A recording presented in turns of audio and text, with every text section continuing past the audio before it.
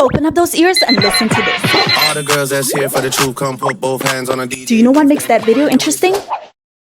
That's right, me. That and sound effects. And if you have not explored sound effects in your videos, I'm gonna be real with you right now. The attention span of your followers are dying by the second if you don't do something about it. So listen up, literally. Because I'm about to give you a detailed step-by-step process on how to access CapCut's audio library to elevate that content of yours. In today's video, I'm going to show you guys all my favorite sound effects when it comes to editing a vlog. Look for audio and sound effects and search for the one that you want. And then just repeat this process over and over again until you reach your desired length. And you should have something that sounds like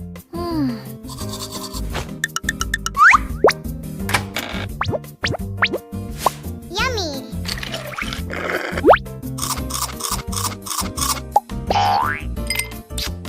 but Nicole, this process is so tedious. It's gonna take me forever to finish it. I don't know if I can, and that's why my videos are always gonna be better than yours. See you in the next tutorial.